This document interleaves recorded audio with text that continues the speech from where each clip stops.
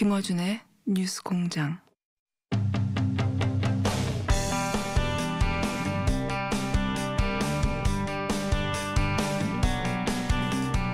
자, 계속해서 남북 정상회담 특집, 특별한 게 준비되어 있지 않은 특집을 계속 이어가겠습니다. 그럼 이 시간에는 두 분이 나오셨는데요. 저희가 북한 있는 그대로 보자 시간에 한번 연결했었죠. 통일연구원의 박영자 박사님 스튜디오 직접 나오셨습니다. 안녕하십니까? 네, 안녕하십니까. 예. 반갑습니다. 바쁘신 분인데 특별한 날이라고 직접 나오셨어요? 네. 그전에는 그렇게 나오라고 해도 안 나오시더니 멀다고. 안 나오시더니 아침 일찍 나오셨고요. 그리고 거의 유일한 특별 게스트네요. 예, 황교익 선생님. 예. 안녕하세요. 뜬금없이 나오셨습니다. 네, 뜬금없이 나왔습니다. 지금부터 황교익 선생님은 10시까지 끝날 때까지 계속 앉아 계시면서 역할은 저희가 이제 그 게스트와 중요한 대화를 나눌 때 화면을 놓칠 수 있지 않습니까? 지금 청와대를 막 문재인 대통령이 떠난 화면. 지금 막 떠났어요. 예, 떠난 화면이 재미있는 것이 우리 화면과 CNN 화면이 똑같아요. 그러네. 예, 약 한 1, 2초 정도 차이만 날 뿐 거의 똑같습니다. 예. 거의 같은 화면을 받는 완전 똑같은 화면을. 차는 다르네요. 각도가 다른 거. 약간 차이가 있는 거예요. 약간의 차이. 예. 그러니까 중간중간 저런 화면 설명 같은 거 해주세요. 뭐 양념 좀 칠하는 이야기죠. 그렇죠. 지금 시청을 지나고 있습니다. 이런 얘기 있지 않습니까? 알겠습니다. 네, 중간중간에 알아서 들어오셔가지고. 그리고 이제 오늘 그 오찬하고 만찬 하는데 오찬 만찬의 내용을 알고 계시지 않습니까? 사실은. 그 보도 다 됐잖아요. 하지만 그 본인이 일 관여하셨지 않습니까? 그거는 별로 의미 없고요. 그 안에 그러니까 이 몇 가지의 음식에 대한 의미들이 눈에 보여요. 뭐 그 이야기는 제가 조금 할게요. 눈에 보일 수밖에 없죠. 본인이 하셨는데. 눈에 안 보이면 어떻게 합니까? 본인이 하셨는데. 자, 우선 랍스터 얘기부터 시작해 볼까요? 예, 저는 제일 놀랐던 게 북한에서 장마당에서 랍스터 판다 이 얘기. 예. 저 처음 듣는데. 지금 장마당에 있어요. 네, 평양 장마당에서.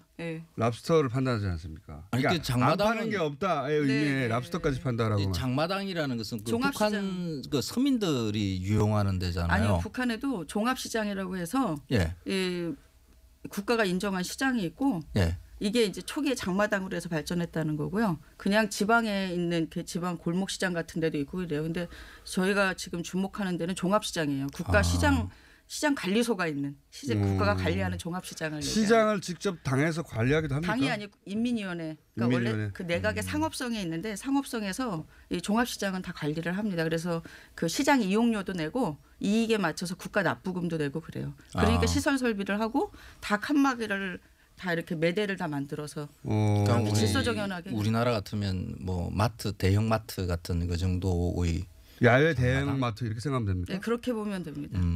거기서 랍스터 그 북한 해역에서는 랍스터 안 나올 거고. 러시아산이죠. 러시아산. 네. 랍스터. 랍스터를 어떻게 해 먹는지 아십니까? 쪄서 물론 쪄서 먹겠죠. 너무 바보 같은 질문했네요. 입맛은 똑같은데 이게 그 가격은 어느 정도 됩니까? 제 말은 북한의 이제 평균적인 주민들이 사 먹을 수 있는 수준인가요? 평균적인 주민이 사 먹기는 힘들고 이 중상류층 이상이 특히 뭐 명절 때나 아니면 손님 오셨을 때 그럴 때 사 먹을 수 있는 거죠. 그래요? 우리로 치면 우리 물가로 치면 한 마리에 거기 다 달러로 하거든요. 달러로? 달러. 평양시장이나 아니면 대도시 시장은 다 달러로 거래를 하기 때문에. 국가가 관리하는 곳에서도 달러가 통용돼요? 당연하죠. 달러라이제이션이 북한에 달러라이제이션이라고 공식적으로 얘기해요.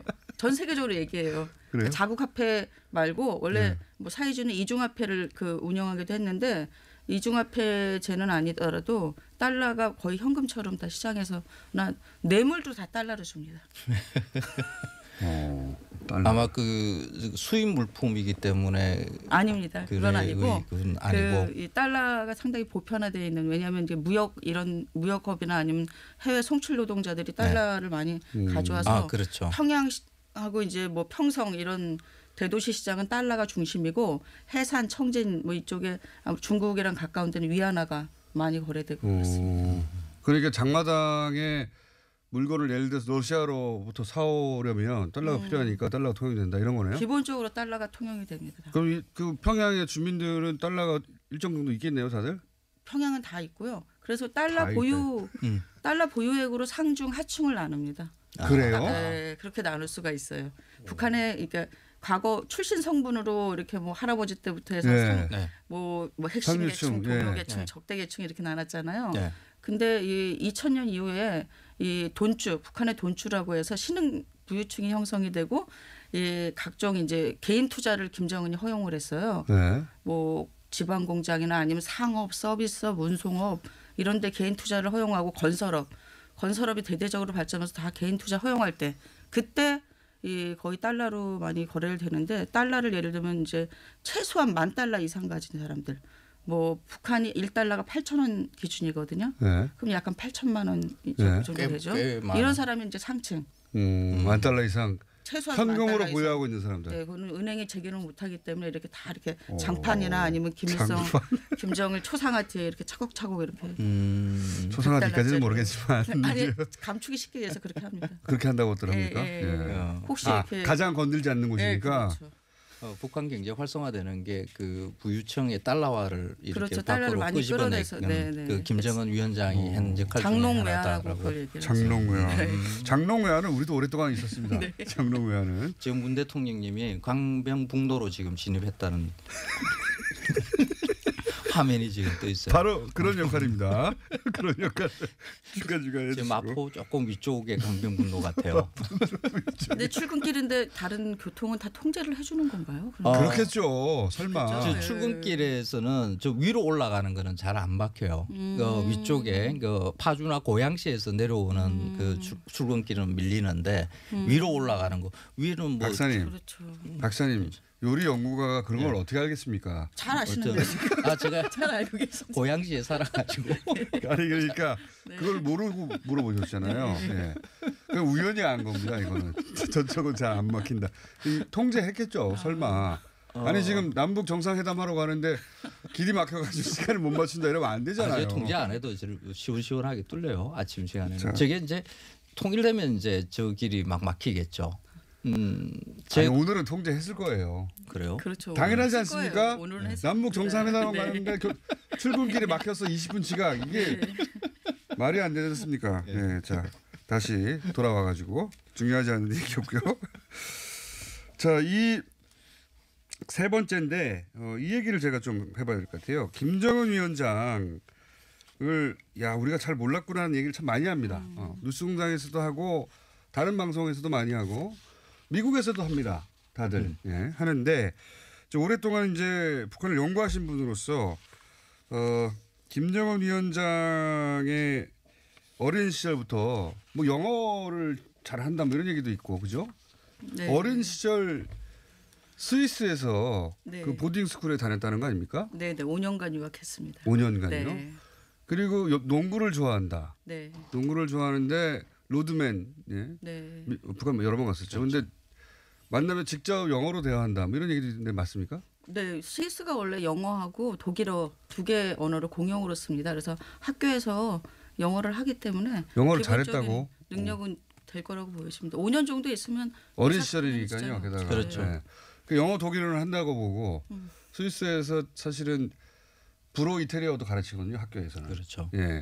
거기 여러 가지 언어를 구사한다고 봐야 되네요. 몇 개국을 하겠죠.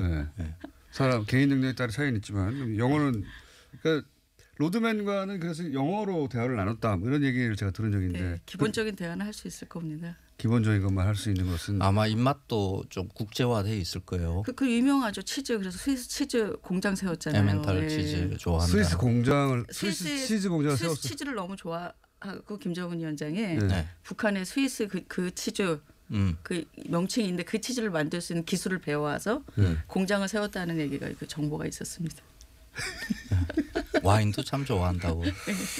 자, 그리고 또 어린 시절 뭐 승부욕이 강했다 이런 얘기 않습니까? 그래서 김정은에 대해서 촉이 들어섰을 때 김정은이 84년생, 1984년생입니다. 그때 처음 등장했을 때는 28 그래서 다 그렇죠. 세계가 인정할 수 없다 이런 분위기였잖아요. 중국도 너무 젊다. 예. 예, 한국과 어떻게 내 친구가 대통령이냐 뭐 이런 식의 분위기가 이제 한국에서도 되게 팽배했는데 예. 그때 이제 그 미국 정보기관에서 먼저 이제 스위스 그때 그 베른 때 같이 동료 있잖아요. 동창생들이랑 베른이 수도입니다. 스위스. 네, 선생님이랑 다 만나서 어떤 성격이었냐 이런 성격 분석한 이제 비밀 보고서 CIA에서 나온 것도 있고 그다음에 국내 우리 정보기관도 가서 그 접촉한 사람들을 만났는데 어린 시절 같이 컸던. 그렇죠. 근데 뭐 어린 시절 가지고 알 수 있나요? 근데. 네, 전체적으로 그 어린 시절의 특징과 그 이후에 지금 현재 보이는 모습으로 대강 얘기했던 게 그 좀 안 좋게 얘기 여태까지 했던 게 그런 거예요. 이때까지 항상 안 좋게 얘기했죠. 네. 무조건. 근데 주로 얘기한 게 이제 승부욕,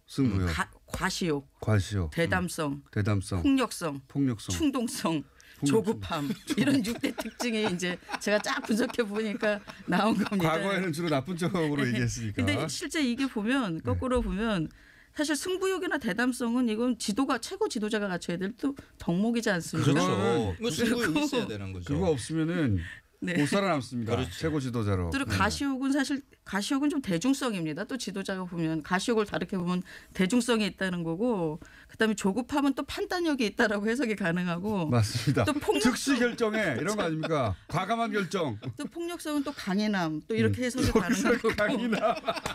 그렇죠. 아니 그리고 그다음에 결단력. 뭐 충동성 이러면 우린 충동적이다 이랬는데 결단력 있다 또 이렇게 얘기할 수 있는 그렇죠. 성격의 양가성이 있는 거죠. 이렇게 그러니까 어떤 시각에서 보냐에 따라서 상당히 이분이 그 리더십이 있는 사람이다라고 해석할 수 있는 내용을 이미 다 분석을 지금 연구원님이 지금 지금 남북 정상회담 국면이라고 이렇게 너무 이렇게 좋은 면을 갖다가 지금 아니 근데 이게 정반대로 가장 나쁘게 해석한 버전이 있었거든요. 근데 지금 좋은 면으로 다 지금 돌려놓고 계세요. 양가성이 있다는 거죠. 그 양쪽에 다 있다. 그러니까요. 지금은 근데 만약에 이제 깽다리 두목이었으면 저거를 저렇게만 표현했을 텐데 이제는 한국과 체제 최고 지도자로서 남북 문제에 대해서 이제 결정하는 걸 봤더니 이제 좋은 쪽으로 해석할 수 있는 면모들. 맞아요. 과감하다, 신속하다, 대범하다 뭐. 우리 문재인 대통령 후보 시절에 고구마 같다, 답답하다, 뭐 얼마나 많이 얘기했습니까? 근데 지금 와서는 다 신중하다, 신중함, 뭐 그다음 뭐 꼼꼼함 뭐 이렇게 표현하고 있지 않습니까? 치밀함. 네. 예. 이런 걸 어떻게 다 준비했지 막 그러면서. 예. 맞아요. 그리고 그러네요. 지금 그 남북 정상회담까지 이어지는 과정에서 김정은 위원장이 보여준 그 과감한 결단 사실 그런 것들이 있었기 때문에 지금 상황이 만들어졌으니까 지금 좋은 면들로 지금 해석하는 게 맞을 것 같으네요. 네. 자, 근데 지금 잠깐 여기서 끊고 4부로 가야 되나 봅니다. 아닌가요? 예. 그냥 하라는 지금 PD가 오랜만에 와가지고 지금 제정신이 아니에요. 들리지도 않은데 무슨 사인을 하면 제가 수화를 배운 것도 아니고 수화를 하는 것도 아닌데 지금 계속 하라는 건지 말라는 건지. 급한 상황이 만들어져 있는 것 같은. 그렇지 않은가 봐요. 계속 하라 그런 사인이었습니다. 뭔지 알아들을 수 없는 사인을 보내고 있어요. 상관없이 계속 하면 될 것 같습니다. 자, 그럼 이번에는 김정은 위원장의 북한 내에서 뭐랄까 지지도, 인기 이건 어떻습니까? 그 김정은이 초기 들어왔을 때는 어리고 또 사실 김정일 위원장이 그 전에 김정일 위원장의 생각보다 빨리 죽었어요. 급상 원래 2008년에 그렇죠. 뇌졸중으로 쓰러지고 예상보다 훨씬 빨리 그러다 사망했죠. 보니까 준비가 안 돼서 그때 김정은이 그 어린 나이에 막 그리고 둘째잖아요, 둘째. 눈물 그렇죠. 흘리는 그 금수산 그 궁전에서 그렇죠. 눈물 흘리는 모습 막 저 어린 게 어떻게 이끌고 나가냐 막 한국의 어머니들도 걱정을 했던 그 영상이 박사님 말을 너무 막 하시는 거 아닙니까? 통일연구원의 박사님이신데. 그때 상황이 사실 그랬어요. 그랬어요. 나와서 남한에서 그런 분위기 있었어요. 맞아요. 너무 어리다. 북한에서 보수 그 꼴통들이 그 혁명 1세대들이 이렇게 뒤에서 북한의 보수 이제 그렇죠. 그 수렴 청정할 것이 아닌가 하는 그런 걱정들이 많이 있었죠. 남한에서도 그래서 너무 어리다. 중국에서도 그랬고요. 전 세계적으로도 아니 20대 대통령이나 총리 이렇게 생각하면 말이 안 되잖아요. 그런데 그래서 북한에서도 처음에 그 서서히 이제 최고 지도자로 올라가는 연출을 해가면서 가야 되는데 갑자기 북한에서 됐지 않습니까? 네네. 그래서 북한에서도 초반에는 우리가 최고 지도자로 받아들여야 되나 어수선한 분위기가 있긴 있었겠죠 초반에. 초반에 있었겠죠. 근데 받아들여야 되나 아니나를 그 체제는 이제 수정 일수의 체제이기 때문에 일단 받아들였는데 네. 그 다음에 이제 어떻게 할 건가. 근데 한쪽에는 기대도 많았습니다. 이제 젊고 또 해외 유학도 갔다 오고 그래서 좀 개혁 개방을 적극적으로 추진하지 않을까라는 그런 기대감도 있었고, 근데 이 초기 이제 숙청국면, 그러니까 자기 지배 연합을 원래 이 지도자가 처음에 들어오면 자기 세력을 구축하는 게 가장 그렇죠. 중요하잖아요. 그렇죠. 정권 안정화를 할 때 이때 그 제일 불안해했던 게 간부들이 제일 불안해했고 신뢰하지 그렇겠죠. 못했고, 그러니까 중류층, 중하층 기대감이 상당히 좀 컸었어요. 오히려 네네. 젊은 세대가 들어와서 확 바뀔 수도 네네. 있다. 그럴 수 있다는 기대감이 컸었고 좀 지나면서 이제 좀 일반 중하층 서민들 사이에 이제 좀 갈라졌는데 네. 예를 들면 이제 이 세대별로 이 중층이나 이제 젊은 세대들은 청년 중시 정책, 김정은이 뭐 이 직접 그 발표할 때 인민 중시, 청년 중시 지금까지 계속 얘기하는 건데 청년 중시. 청년 중시. 자기 자신이 청년 세대고 우리가 이제 세계화의 시각에서 맞춰서 가려면 우리 미래 세대인 청년을 중시해야 된다. 그래서 청년을 잡는. 그래서 이제 청년 세대들의 지지도가 높고 네. 그 다음에 이제 시장화를 경험한 이 장년 세대, 부모 세대는 걱정스럽다. 뭐 이런 것들이 좀 상당히 많았었죠. 상대적으로 해서 청년층이 또 이 지지도가 상당히 높고 이걸 받쳐줬고. 청년 그럴 수 있겠네요. 그거는. 네. 지금 끊어요? 다시? 예. 이유는 모르겠는데 중간에 자꾸 끊으라고 그러네요. 저희 PD가. 제정신인지 모르겠는데 어쨌든 PD가 끊을 수 있기 때문에 스튜디오 지금. 안보다 바깥이 뭔가 분주해요. 그러니까 우리는 뭔 열심히 일을 얘기하고 하는지. 있는데 왜 저렇게 교통신호 하듯이 손을 막 흔들고 그러는지 모르겠지만 자 잠시 여기서 쉬었다가 4부에서 이어가겠습니다. 자 옆에 황교익 선생님하고 박영재 박사님 계시는데 저희가 뭐 이런저런 코너를 또 만들어 봤어요. 그래서 잠깐 미국 소식 그리고 일본, 중국 분위기 좀 살펴보고 다시 돌아오겠습니다. 저희 PD가 오랜만에 연출을 해가지고 흥분해가지고 코너를 너무 많이 만들었네요. 자, 미국 시민참여센터의 김동석 선민 이사님 연결됐습니다. 안녕하십니까? 네, 안녕하세요. 공장장님. 김동석입니다. 네. 자, 지금 현재 미국에서도 CNN 보면 생중계되고 있는데, 지금 현재 미국 언론이 가장 집중적으로 보도하는 포인트는 뭡니까? 현지 언론들 반응이라고 하죠. 그럼 제가 그냥 대개가 좀 부정적입니다. 이를테면은 그렇군요. 북한이 김정은이 비핵화 과연 하겠는가? 그거 할 리가 만무다. 이게 일반적인 그 주류 언론들, 그 미국 주요 언론의 내용입니다. 그렇기 때문에 그래도 이게 주요한 이슈로 지금 최고의 뉴스가 되는 거는 미국의 그 대통령의 의지가 강하기 때문에 이렇게 좀 유지되고 있다.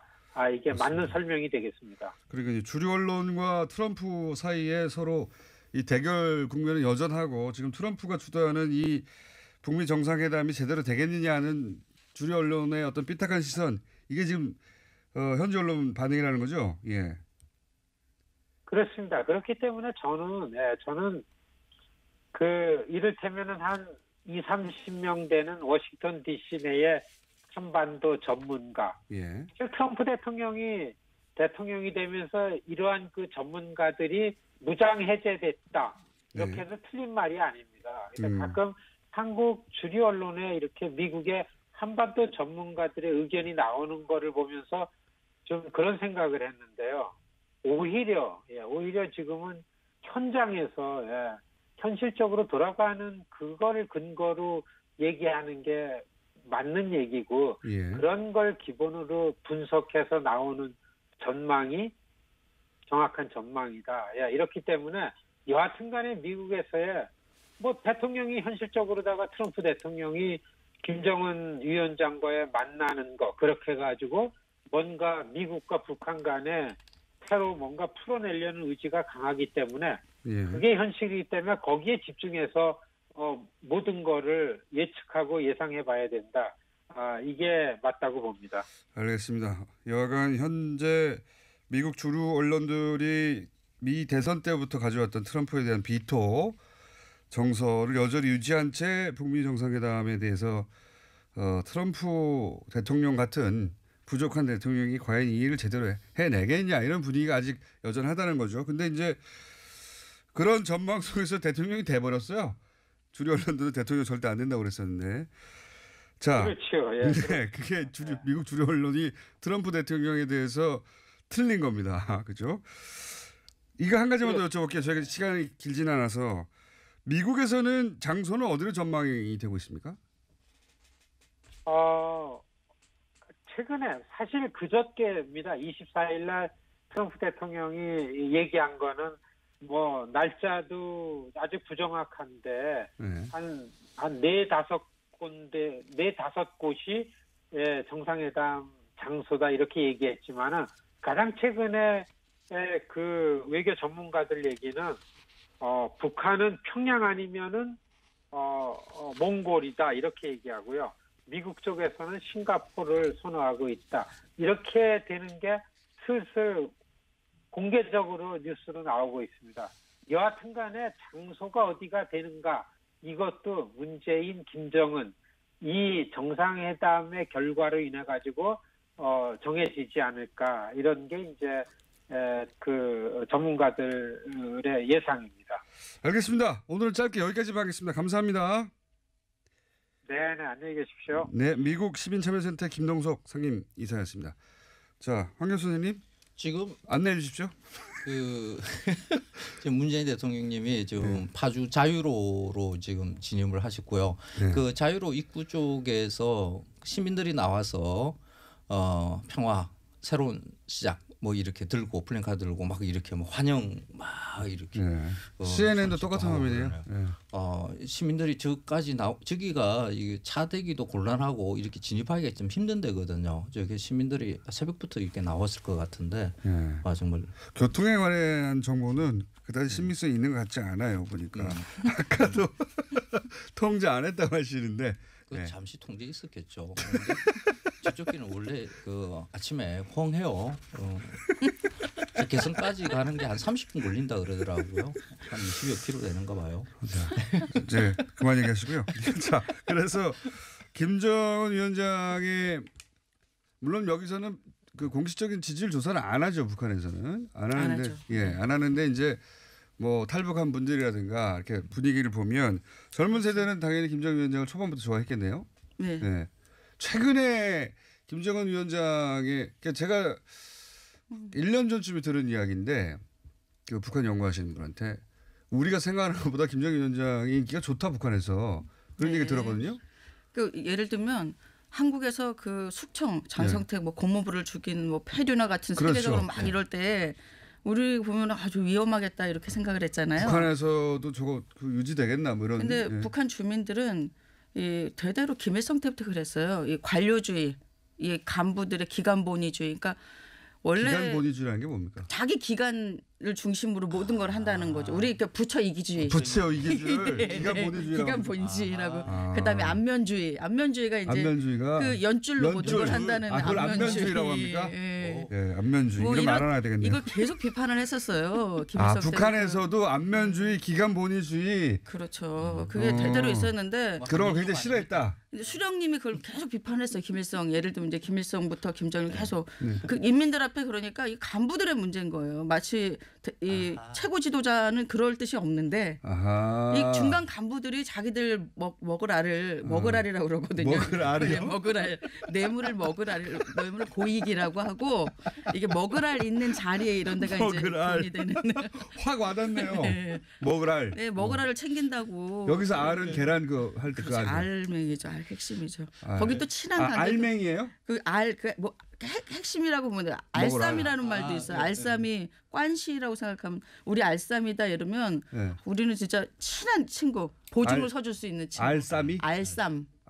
알쌈이라는 말이 있습니다. 유명한 말인데 알쌈? 원래 알쌈이라는 아니 알쌈이라는 게 군대에서 나왔다는 말인데 군대에서 가면 여기 소총 여기 이게 총알이 쫙 이렇게 쫙 나란히 연결돼 있대요. 네. 그게 남한에서는 없는데 그런 게. 예, 어쨌든. 그래서 그게 알쌈이라는 북한 용어는 서로 너무 떨어질 수 없게 긴밀한 관계. 그러니까 중국어로 하면 관시. 예, 그런 특별한 서로의 관계. 알이라는 단어를 일단 좋아하고요. 그래서 그런 것도 있고. 근데 먹을 알. 예. 먹을 알을 먹을 알 이 있는 간부들이 지기. 다 먹어버렸다. 그렇죠. 지기가 있는 걸 먹을 알 있는 지기라고 얘기합니다. 먹을 알 있는 지. 네네. 이게 유행할 것 같은데 먹을 알. 아니 뭐 그냥 뭐 얘기하면 택배 있잖아 우리는 예. 북한의 짐 쏘기라고 해요. 짐 쏘기 방식. 짐 쏘기. 예, 짐 쏘기. 쏘기. 예, 전화로 해서 이렇게 하면 이 돈주들끼리 물건들 이렇게 쏘는 이런 것들이 있습니다. 북한에서 택배가 있는 거죠. 네, 택배 있습니다. 예, 운송업체가 돈주들이 가장 많이 들어가 있어서 운송업체에 운송업 북한의 돈주들. 그러니까 돈주가 어떻게 돼 있냐면 여기는 일종의 신종 자본가네요. 그렇죠. 북한에. 신종 자본가죠. 이걸 네. 돈주라고 얘기하는데 돈주. 투자자. 투자자가 그 버스나 뭐 그 트럭을 삽니다. 예. 사면 근데 개인 사유화가 인정이 안 되니까 그렇죠. 국가 기관이나 뭐 그 기업에 적을 걸어요. 소유는 실질 소유는 그렇죠. 작은데 실질 소유는 작은데 거기에 그 적을 걸어놓고 그러니까 뭐 어디 소유냐 이러면 이제 국가 소유로 그 적을 걸어놓고 이제 상납을 하죠. 그에 대한 비용을. 근데 그걸 가지고 개인차처럼 운영을 하는 겁니다. 그래서 이 돈주들이 예를 들면 상업에서 어디 물건이 어디로 가야 되는데 예를 들면 뭐 회사 평양에서 평성으로 간다 이러면 각각의 서로 알쌈인 전망대를 한 1km 정도 남겨두고 중요한 표시가 멘트하고 보이는데 느껴도 눈치도 없으시 참. 지금 다 와가요. 다 와갑니까? 네네. 그렇군요. 통일 전망대 통일되면 네. 거의 다 왔네요, 진짜. 그쪽으로 지나고 있습니다. 예. 네.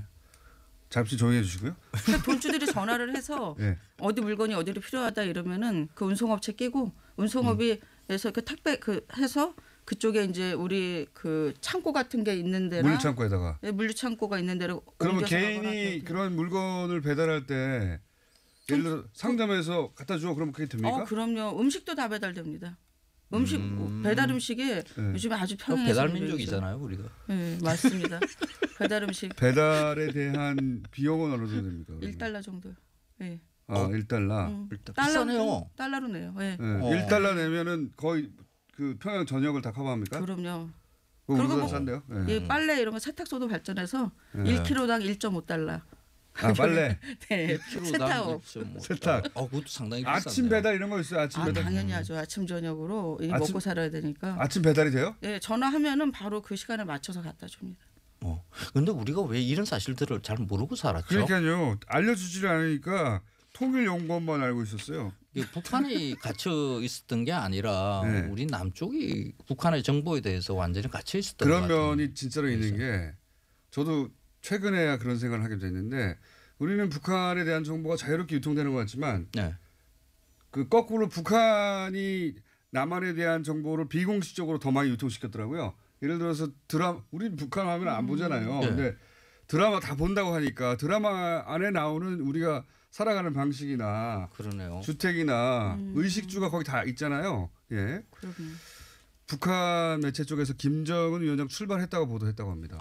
예. 그 새벽에 아마 출발을 했을 거예요, 그죠? 더 그쪽에서 멀죠, 평양이. 평양에서 그 판문점까지 내려오려고 그러면 한 160km 그 정도 네. 된다 그러니까 좀 시간이 많이 걸리겠죠.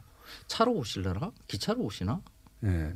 전혀 전문가가 아니니까. 예. 아니요, 이거 황교안 선생님은 그냥 화면 보이는 대로 얘기하는 것이지 전후 사정은 전혀 모르거든요. 그러니까 아니요, 저 차로 비공개예요. 오나 비행기로 오나 아니, 모든 기자들이 지금 몰라요. 아무것도 모르는 일반이라고 생각하시면 됩니다. 그냥. 근데 운전 중에 화면을 볼 수 없는 분들을 위해서 저희가 나레이터로 잠깐 요리 전문가를 쓰고 있고 잠깐 기다려 보십시오. 황교안 선생님이 나오신 이유 중에 하나가 또 이것도 있거든요. 네. 그 오찬하고 만찬에 올라가는 음식들 중에 그 상징력들이 몇 가지 있지 않습니까? 예? 그 중에 가장 의미가 있는 음식 같은 거 한두 가지만 소개해 주십시오. 지금 그 뉴스에서 다 보도가 된 거니까 그러니까 통일 평화를 위해서 지금 그 기여하신 분들 윤희상 선생님의 그 통영에서 가져온 문어와 김대중 선생의 그 신안 고향이죠. 신안에서 가지고 온 민어와 해삼으로 하는 그 편수인데 편수가 그 편수는 그 개성식 만두거든요. 개성식 만두. 예. 네. 그래서 그것을 그냥 가지고 온 게 아니라 음식으로 다시 이제 개성의 음식으로 이렇게 표현을 했다는 거. 소재는 남한에서 가져오되 네. 북한식으로 요리했다. 그렇죠. 이게 이제 그 편수. 김정은 위원장은 차량으로 이동 중이라고. 예. 그러니까 그 북한에서 냉면을 가지고 오기로 했으니까 거기다가 냉면에다가 다음에 그 정주영 회장이 그 소를 몰고 갔던 게 그 서산 농장이거든요. 그래서 서산 농장의 것으로 고기를 굽고 냉면하고 고기 같이 이렇게 먹어야 되잖아요. 근데 그 앞에는 보통 우리 만두 먹잖아요. 그러니까 만두와 고기와 냉면 이게 이제 보통 우리 냉면집에 가면 이게 3종 세트잖아요. 그게 사실 그 가장 중요한 그 메인 음식이 근데 될 저 수 있을 방송에서 제가 그런 거 본 적 있거든요. 해설에서 이거 맞는 해설입니까? 그러니까 생선을 그 유럽식으로 요리하여 유럽에서 자란 어린 시절 보낸 김정은 위원장을 배려한 요리 방식이다. 그 생선이 아니라 스위스 감자전. 스위스 감자전. 그 레스티라고 하는 그 스위스의 그 감자 요리가 있어요. 그게 우리는 감자를 그냥 갈아서 이렇게 전을 부시잖아요. 근데 스위스는 이렇게 채를 썰어요. 그래서 그걸 약간 이렇게 평평하게 펴 가지고 이렇게 전을 부치는데. 어쨌든 김정은 위원장이 유년기를 보낸 스위스 음식을 일부러 집어넣은 거가 맞습니까? 그렇다고 봐야 되죠. 그게 스위스에서는 레스티는 본인이 했으면서 그렇다고 봐야 한다니요. 그 스위스에서는 그 가장 흔히 먹는 음식 중에 하나거든요. 그래서 우리나라 감자전하고 거의 같아요. 어린 시절 많이 먹었을 것이다. 그러니까 그게 이제 치즈가 올라간다는 게 다른데 또 그 김정은 위원장이 또 치즈를 좋아한다 그러니까 스위스 치즈를 좋아해요. 그러니까 거기다 스위스 치즈가 같이 올라가는 이제 그런 모양의. 그걸 갖다 레스티 이러면 그 사실 그 남북 정상회담에서 외국 음식 올라온 것 같고 이게 좀 모양이 안 좋잖아요. 그래서 이제 스위스 감자전 이렇게 이제 이름을 붙인 것인데 그거 아마 되게 좋아할 거예요. 김정은 위원장. 본인이 한 거를 딴 사람이 하는 건 그냥 해설을 하고 있냐. 그런 의미가 있지 않겠냐고. 의미도 자신이 다 부여했으면서 마지막에 먹는 그 뭡니까 거기 마지막에 먹는 게 뭐였던 그 만찬에서 소개했는데 기억이 안 나요. 디저트로 그 봄을 표현하는 것인데요. 그게 그 케이크 망고 무스에다가 이렇게 꽃을 이렇게 장식을 해서 봄이 온 것으로 그러니까 위에 초콜릿으로 이렇게 돔 모양을 만들고 맞습니다. 돔을 이렇게 열면 그게 깨지면 그 안에 이제 화사한 봄꽃이 피어 있는 이제 무스가 이렇게 나오는 것인데 그게 한반도에 초콜릿이 이렇게 있어요. 그런데 그 한반도기에 독도 이렇게 하나 찍혀 있는 건데 사실 그게 신문으로 이렇게 막 보도가 됐을 때 우리 한국 국민들은 그게 대해서 아무 신경도 안 썼어요.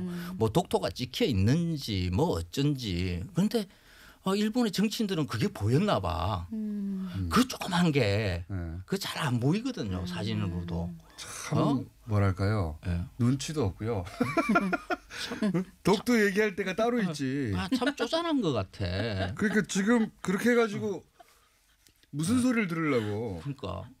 그 다음에 이런 거 그릴 때 대마도 같이 한번 그려보는 거 어떨까. 그런 생각을 조금씩 해볼 필요도 있어요. 대마도 색깔 조금 달리 해가지고 일본 거 이렇게 빨간색으로 이렇게 그려주고 하는 것도 일본에 대한 배려로 그렇게 한번 그죠? 선생님 그만하시고요. 요리 얘기 다 됐고요. 9시 반쯤에 첫 악수를 할 예정이라고 하니까. 9시 반. 그 이제 문산 그 단동 IC를 지금 지나고 있네요. 거의 다 왔습니다. CNN도 BBC도 전 세계 주요한 언론들이 다 우리나라하고 똑같은 화면을 내보내는 게 신기하네요. 그냥 전 세계가 다 지켜보고 있습니다. 그리고 재미있는 것은 자꾸 CNN 미국 방송이잖아요. 근데 거기에 자꾸 한국 분들이 가가지고 한글로 채팅 치면서 그거 보고 있다고. 그래서 미국 CNN 방송에서 이게 뭐냐고 미국 애들이 그렇게 채팅하던 친구들이 이상하겠죠. 뉴스 공장이라고 알려주세요. 뉴스 공장이라는 곳에서 얘기하는 바람에 사람들이 몰려갔다고. 김정은 위원장도 촬영으로 이동 중이라고 뉴스가 됐습니다. 비슷한 시간에 도착하도록 맞추겠죠 서로. 이제. 자, 박사님. 네. 박사님이 자주 오시지 못하는 분이거든요. 근데 이제 오늘 한번 모셔봤더니 입담이 장난이 아니에요. 앞으로 자주 모셔야 될 것 같은데. 그래서 현재 김정은 위원장의 인기는 상당하다? 지금 많이 올라갔죠. 네. 그래요? 네. 김정일 시대보다는 올라갔어요. 근데 김일성 시대보다는 안 올라갔죠. 김일성 시대야 각별한 시대였고요. 그렇죠. 네. 그렇죠. 그때는 민도라고 할까요? 남쪽도 마찬가지고 북쪽도 마찬가지고 민도의 수준 차이가 좀 있었으니까요. 지금하고는. 근데 어쨌든 김정일 시대보다 김정은 시대가 인민들에 대한 인기도가 더 높다. 네, 지금 최근에 그렇게 나타나고 있습니다. 그래요? 네, 네. 특히 젊은 세대에서. 젊은 세대. 네. 아까 말한 먹을 알 자리는 다 간부들만 간다. 그렇죠. 그 간부들을 숙청했기 때문에 네. 그래서 인기가 있는 거였어요. 오히려 네. 아하. 인민들이 보기에는 그 적폐 세력을 추출하는 거였죠. 북한의 적부 세력을 추출하는 과정이라고. 그렇게 이제 아하. 선전이 됐고 왜냐하면 반부패 척결 막 계속 그렇게 또 선전도 하고. 기본적으로. 네. 그리고 또 뭐 그런 보도도 있더라고요. 그 일본의 전문가, 북한 최고 전문가 한 분이 인터뷰를 한 걸 보니까 김정은 위원장이 가장 싫어하는 것 중에 하나가 이렇게 뒤에서 해먹는 거, 부패. 그러니까 우리는 소위 이제 정치적 그 어떤 탄압 혹은 뭐 정치적 뭐라 그럽니까 척결 이걸로 보는데 숙청. 실제로는 북한 전문가 얘기입니다. 그러니까 일본에 있는 북한 전문가 얘기입니다. 1인자라고 평가받는. 실제로는 부패한 정치인들을 쳐낸 것이다. 북한 체제에 방해가 되는. 그렇게 실제로 북한 주민들한테 받아들여졌다면 적폐청산으로 받아들여졌을 것이다. 근데 그건 정확히 봐야 되는데 네. 일본의 북한 연구가 많이 죽었고요. 하나는 거의 이제 그 현장 그 언론인들이 주로 하고 국가 아니 정보기관 출신 그분 있지 않습니까? 그 유명한 분. 교토통신에 있는 분. 네. 근데 이 그분도? 부패를 또 잘 봐야 되는 게 그냥 북한만 부패라는 말을 안 써요. 네. 부패가 뭔지를 몰라요. 고이기. 고인다는 거예요. 뇌물. 아하. 네, 고익이고 그리고 이제 부패 그러면 이제 뭐라고 하냐면 이 간부는 고익이다 그러는데 이 간부들이 이 무슨 뭐 각종 인허가권 주면서 다 먹는 게 아니에요. 나눠 먹는다. 반절 정도를 나눠 먹고 그걸 그렇겠죠. 기간 운영했어요. 결정적인 거는 그 중앙에서 내려오는 게 없으니까 기간을 운영하는 운영 비용이 있잖아요. 네. 그거의 한 50%를 기간 운영비로 쓰기 때문에 그건 어쩔 수가 없다라고 생각하는 잠깐만요. 것도 지금 있어요. 옆에 막 난리. 예. 의자 들어와서 의자 옮기고 막. 손님 오기로. 네. 좀 이따 하면 될 것을 생방송 중에 들어와가지고. 그래서 부패를 반드시 북한 체제에서 경제 악영향을 미친 것보다 옛날에 우리 7, 80년대, 80년대 특히 그 지하 경제가 이 경제 전체 성장에 미친 영향이 있잖아요. 긍정적인 영향들. 그런 영향들을 지금 북한에서 미치고 있습니다. 지금 거의 다 그러니까 민간인 통제 구역이죠. 이제 저쪽에서부터는 이제 민간인들이 들어가기는 하는데 이제 신분증 맡기고 그렇게 해야 되는 구역. 그냥 못 들어가는 통일대교인데 저 다리 건너면 이제 조금 이제 그게 공간이 나오죠.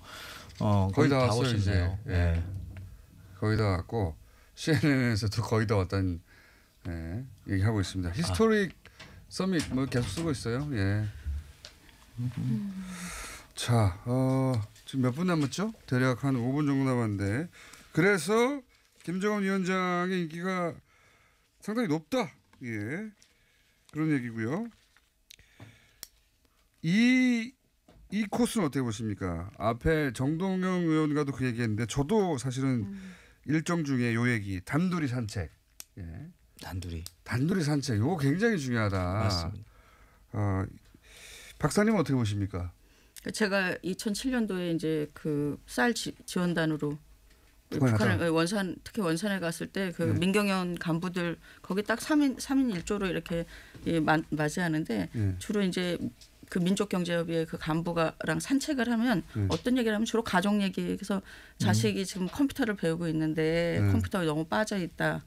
그때 2007년이고 그다음에 이제 북한에서도 자신이 지금 카네기 일대기를 읽고 있는데 참 감명 깊었다. 카네기 일대기요? 예. 그때 경협하는 분이었기 때문에 그래서 그런 얘기를 이렇게 산책하면서 어떻게 사는지 진짜 관심이 뭔지 그런 얘기를 서로 진짜 이야기들. 저하고도 그렇게 그 민경원 간부하고도 얘기를 했어요. 그러니까 이제 공식 석상에서는 못하거나 네, 다른 네, 사람 네. 눈이 있을 때 못하는 네. 우리 애가 아주 컴퓨터가 지금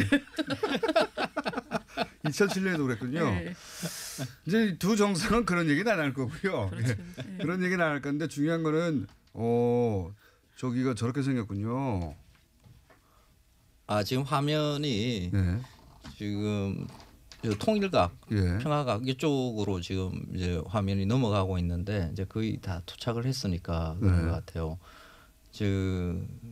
저쪽 지역을 들어가려 그러면 그 민간인 통제 구역 안으로 이렇게 들어가서 이제 조 구역까지 들어가는 길이 얼마 안 걸려요. 근데 이제 통일촌이라 그러죠. 이게 저 안에도 이거 민간인 통제 구역 안에도 이제 조그마한 이렇게 마을이 있습니다. 그 마을이 이름을 저도 어제 들었는데 까먹었어요. 예. 박사님 기억나십니까? 통일촌이 그러죠. 이름 박사님도 기억 안 까먹었네요. 나시니까 그냥 검색해서 찾는 걸로 하죠. 네네네네. 나중에 각자 궁금하시면 하여튼 마을이 있습니다. 예. 그 마을을 조금 지나서 가면 이제 뭐 판문점이 나오죠. 지금 판문점에 저 라인들이 빨간 그 카펫이 이렇게 깔려 있는데 저기로 이제 만나서 저기 올라가려고 김정은 위원장 용어는 네. 동선 같습니다. 저기가 이제 소위 분계선 표시하는 거겠죠, 저거. 지금 화면에 이제 벽돌 한 뭐 15cm 정도 되려나요, 그죠? 네. 예, 라인. 군사 분계선이죠. 군사 분계선. 높이가 한 15cm밖에 안 될 것 같아요. 자, 황 교수님 어떻게 보십니까? 저는 이 두 사람이 산책할 때 역사가 이루어질 거라 보거든요. 그렇습니다. 네, 진짜 중요한 얘기는 이때 나올 것 같아요. 보통 뭐 상담을 하거나 뭐 회의하고 뭐 중요한 결정할 때 한 두세 시간 막 서로 앉아가지고 여러 명 앉아서 뭐 온갖 이야기 막 다 해요. 서로 옳다고 막 얘기하다가. 그래서 야 조금 쉽시다 그러면서 이렇게 쉴 때 남자들의 경우는 보통 좀 구석에 가가지고 이렇게 담배 한 대 이렇게 서로 피면서 그거 이렇게 하죠. 이렇게 하자. 한 1, 2분 안에 그렇죠. 그냥 그 결정이 나요. 그러니까 두세 시간 회의할 때는 안 되다가 결정이 안 나요. 막 네. 서로 떠들다가 아주 순간적으로 네. 그때 보통 결정을 하거든요. 이렇게 그래서 합시다. 그러면 그래서 아마 할까요? 산책 시간에 그 30분에 아마 주요한 결정들은 다 이루어지지 않을까. 그런 결정을 하라는 그 시간을 갖다 일부러 이렇게 만들어 준 것 같아요. 저는 진짜 중요한 훌륭한 아이디어라고 봅니다. 이거 누가 냈는지 모르겠는데 오전에 쭉 이제 서로 준비한 얘기 막 꺼내놓을 거 아닙니까? 그렇죠. 그러다가 이제 밥 먹고 지금 김정은 위원장 북한 다시 간다는 거거든요. 북한 쪽 사이드로 넘어가서 자기들끼리 또 해야 하겠죠. 그렇죠. 그다음에 돌아와서 식수하고 그때 얘기한다는 거 아닙니까? 자기들끼리 얘기하는 거. 그렇죠. 우리도 우리끼리 얘기하겠죠. 그런 다음에 둘이서 단둘이서 이거 이렇게 하죠. 뭐 이런 얘기 하지 않겠는가. 그때 기록에 남지 않은 아마도 그렇죠. 그렇죠. 아마 나중에 뭐 역사책 같은 데 나올 그때 사실은 이렇게 해가지고 몇 마디로 서로 뭔가를 결정했어. 그 문재인 대통령이 가지고 있는 그 인품인 그 상대방을 압박하고 뭐 이러는 게 아니라 그냥 자연스럽게 뭔가를 이끌어내는 그죠. 그냥 뭔가를 그런 거 아닙니까? 뭔가를 뭐 이렇게 내놔야 될 것 같은 그런 인상을 가지고 있어요. 그래서 거의 다 문재인 대통령 앞에서는 그냥 넘어가요. 그래서 아마 김정은 위원장도 그러지 않을까 많은 것을. 그쪽도 체제를 짊어지고 왔기 때문에 그렇게 쉽게 넘어가지는 않겠지만 적어도 희망이죠. 음악이 나오네요. 그렇게 해야 돼요.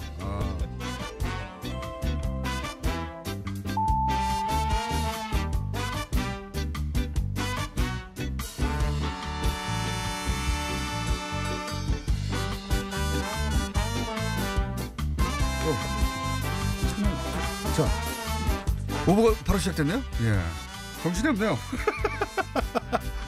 4부가 끝났나 했더니 다시 오버가 시작됐습니다. 예, 아수라장입니다. 예, 아수라장이고 그 사이에 한 사람이 더 들어왔습니다. 네, 게스트들이 떨어지는 거 자꾸 들어가고 있습니다. 자, 이번에는 한겨레 21의 하영 기자가 나왔습니다. 네, 안녕하세요. 한겨레 21 하호영입니다. 네, 하영 기자가 왜 섭외됐는지 지금 우리 전원이 모르고 있는데 네. 하영 기자. 그렇군요. 기자를 대표해서 나오신 겁니다. 영광스럽습니다. 다른 기자들은 다 바빠요 지금. 바빠가지고 못 나오고 기자를. 대본에 아주 재밌게 써놨어요. 북한 관련 전문성은 제로지만 기자계의 대표